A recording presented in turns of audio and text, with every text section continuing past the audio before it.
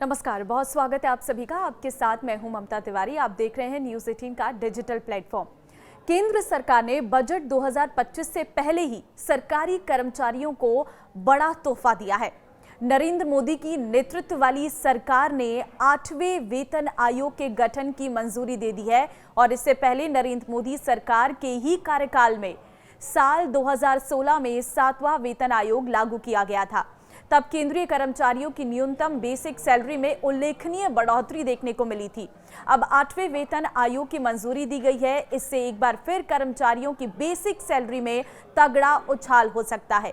अब सैलरी कितनी बढ़ सकती है और पेंशन कितनी बढ़ सकती है, क्या कैलकुलेशन रहने वाला है, वो मैं आपको इस वीडियो के जरिए बताऊंगी। इस वीडियो को आप लास्ट तक जरूर सुनिएगा, तभी आपको पता चल पाएगा कि आपकी सैलरी में कितनी ज़्यादा बढ़ोतरी होने वाली है और ये कब से आपकी सैलरी में ऐड होकर आने वाली है।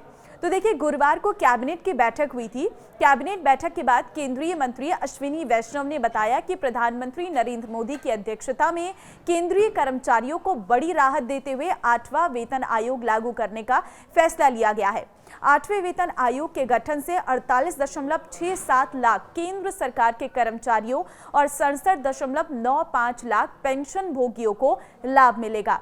इस आयोग को 2026 में लागू किया जा सकता है क्योंकि 7वें पे कमीशन का कार्यकाल 31 दिसंबर 2025 तक है। इस फैसले के साथ ही कर्मचारियों के मन में कई सारे सवाल उठने लगे हैं कि अब उनके वेतन में कितना इजाफा हो सकता है। इसकी जानकारी देने से पहले आपको ये जानकारी दे दूं कि सरकार ने 28 फरवरी 2014 को 7वें वेतन आयोग का गठन किया था। आयोग ने राज्य और सरकारी कंपनियों से बातचीत और सलाह मशवरे के बाद 19 नवंबर 2015 को अपनी रिपोर्ट सरकार को सौंपी थी, जिसके बाद 1 जनवरी 2016 से 7वां वेतन आयोग लागू किया गया था। साल 2026 में 7वें वेतन आयोग का समय खत्म हो जाएगा। 8वां वेतन आयोग अपनी रिपोर्ट देने से पहले राज्य सरकारों, सरकारी कंपनियों आदि से बातचीत करेगा। सरकार जल्द ही 8वें पे कमीशन के अध्यक्ष और 2 सदस्यों के नाम का ऐलान भी करेगी। माना जा रहा है कि 8वें पे कमीशन जनवरी 2026 से लागू हो सकता है, क्योंकि जनवरी में ही 7वें वेतन आयोग की समय सीमा समाप्त हो जाएगी। इससे पहले सभी हितधारकों और सरकारें से सलाह और मशवरा के बाद यह निर्णय लिया जाएगा। 7वें वेतन आयोग ने केंद्रीय सरकारी कर्मचारियों के वेतन ढांचे, भत्तों और पेंशन में महत्वपूर्ण बदलाव किए थे और माना जा रहा है कि इस बार भी इन सभी में बदलाव होगा। आयोग की सिफारिशों से कर्मचारियों और सेवानिवृत्त पेंशन भोगियों दोनों को लाभ होगा। जैसे कि पता है कि हर 10 साल में केंद्र सरकार वेतन आयोग का गठन करती है।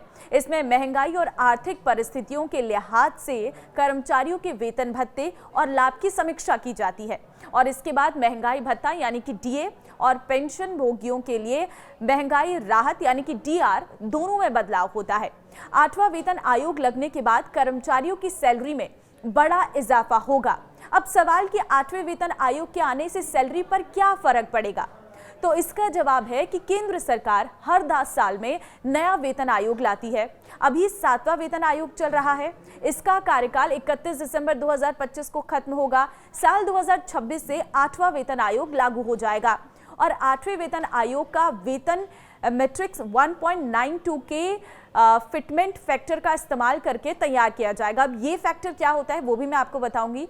इसे ऐसे समझिए आप कि केंद्र सरकार के कर्मचारियों की सैलरी के 18 लेवल हैं। लेवल 1 कर्मचारियों की बेसिक सैलरी 1800 रुपये, ग्रेड पे के साथ 18,000 रुपये है।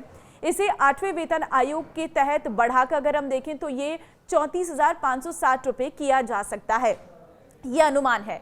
इसका मतलब हुआ कि न्यूनतम वेतन में सीधे दोगुने का इजाफा होगा। और इसी तरह केंद्र सरकार में कैबिनेट सचिव स्तर के अधिकारियों को लेवल 18 के तहत अधिकतम 2.5 लाख रुपए की बेसिक सैलरी मिलती है और अगर ये बढ़कर देखें तो तकरीबन 4.8 लाख रुपए हो सकती है।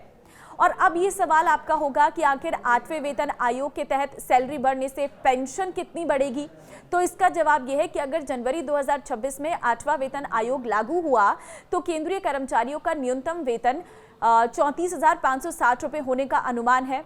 साल 2004 से जोड़ी तो नौकरी में 25 साल पूरे होने वाले कर्मचारियों का पहला बैच 2000 आपको बता दें 29 में रिटायर होगा। अब मान लीजिए 8वां वेतन आयोग लागू होने के बाद लेवल 1 के कर्मचारियों की बेसिक सैलरी 34,560 रुपये हो गई है, तो इसकी 50% रकम यानी कि 17,280 17,280 रुपये होता है और इसी हिसाब से कर्मचारी को 17,280 रुपये प्लस डीआर की धनराशि पेंशन के तौर पर मिलेगी।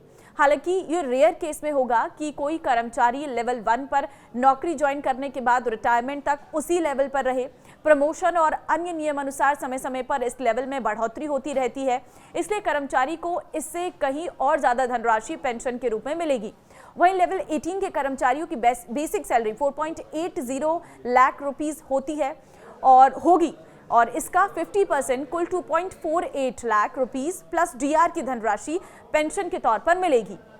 तो आप इस जो सैलरी स्ट्रक्चर को अगर समझ गए हैं तो मैं थोड़ा कंपैरिजन 6th पे और 7th पे का भी कर लेती हूँ। देखिए, पहले 6th पे कमीशन से 7th पे कमीशन में आने से सरकारी कर्मचारियों के वेतन में महत्वपूर्ण उछाल आया था। 7वें वेतन आयोग के तहत 2.57 का फिटमेंट फैक्टर लागू किया गया था और जिसके कारण केंद्र सरकार के कर्मचारियों और पेंशनर्स की बेसिक सैलरी में 2.57 से गुणा किया गया था और ये जो उनके मूल्य वेतन में 2.57% की बढ़ोतरी के बराबर था। और इसके विपरीत अगर हम देखें तो 60वें वेतन आयोग के में फिटमेंट फैक्टर 1.86 था, जिससे सरकारी कर्मचारियों की बेसिक सैलरी में 1.86% की बढ़ोतरी थी। अब 8वें वेतन आयोग के लागू होने के बाद फिटमेंट फैक्टर में एक और बदलाव हो सकता है। अगर फिटमेंट फैक्टर को भी बढ़ाया जाता है तो 2.57 से बढ़ाकर 2.86 किया जा सकता है, जिससे कर्मचारियों की बेसिक सैलरी में जबरदस्त उछाल हो सकता है। उदाहरण के तौर पर अगर फिटमेंट फैक्टर को बढ़ाकर 2.86 कर दिया जाए तो मौजूदा मिनिमम बेसिक सैलरी 18,000 रुपये से बढ़ाकर 51,480 रुपये हो सकता है। वहीं पेंशनर्स के लिए पेंशन 9,000 रुपये मंथली से बढ़ाकर मिनिमम बेसिक पेंशन 25,740 रुपये मंथली हो सकती है। आपको बता दें कि सरकारी कर्मचारी और पेंशनर के संशोधित मूल्य वेतन और पेंशन को निर्धारित करने के लिए फिटमेंट फैक्टर की अहम भूमिका होती है। वेतन आयोग कर्मचारियों के वेतन में बढ़ोतरी के लिए कई पहलुओं पर गौर करता है। इसमें महंगाई और देश की वित्तीय स्थिति पर भी फोकस रहता है। तो ऐसे में सबसे पहली चीज है महंगाई दर। वेतन आयोग महंगाई दर पर अधिक गौर करता है, उसमें कितनी वृद्धि हुई है और उसका कर्मचारियों की जीवन शैली पर क्या असर पड़ रहा है, वो उसी हिसाब से अपनी सिफारिश देता है। इकोनॉमी की स्थिति, सरकार की देश की वित्तीय स्थिति पर भी विचार करता है। अगर इकोनॉमी अच्छी हालत में है तो वेतन में अच्छी खासी वृद्धि देखने को मिलती है, इसकी गुंजाइश रहती है। वहीं कर्मचारियों की परफॉर्मेंस, वेतन आयोग कर्मचारियों के कामकाजी प्रदर्शन को भी ध्यान में रखता है। अगर उनकी काम करने की क्षमता और प्रोडक्टिविटी बढ़ी होती है तो उसका असर वेतन आयोग की सिफारिशों पर भी दिखता है। वहीं बाजार के वेतन, वेतन आयोग ये भी देखता है कि प्राइवेट कंपनियां अपने कर्मचारियों की सैलरी कितना बढ़ा रही है। इससे प्राइवेट कर्मचारियों के लिए प्रतिस्पर्धी वेतन तय करने में आसानी होती है। 7वें वेतन आयोग के मुताबिक सिविल सर्विसेज के दायरे में आने वाले वे सभी कर्मचारी वेतन आयोग के दायरे में आते हैं जिन्हें देश के कंसोलिडेट फंड से वेतन मिलता है। वहीं public sector under rating PSUs और ऑटोनोमस बॉडी के कर्मचारी और ग्रामीण डाक सेवक वेतन आयोग के दायरे में नहीं आते हैं। कुछ विशेष कर्मचारी जैसे कि हाईकोर्ट और सुप्रीम कोर्ट के जज भी वेतन आयोग के दायरे से बाहर रहते हैं। इनके वेतन और भत्ते अलग नियम और कानून के तहत तय होते हैं। तो अब आपको इस वीडियो से सारी जानकारी मिल गई होगी कि 8वें पे कमीशन जब लागू होगा तो किस तरीके से सैलरी बढ़ेगी और किन किन लोगों की सैलरी बढ़ेगी और पेंशन में कितनी बढ़ोतरी होगी। अब आप क्या कहेंगे सरकार के इस फैसले पर, मुझे कमेंट में ज़रूर बताएं।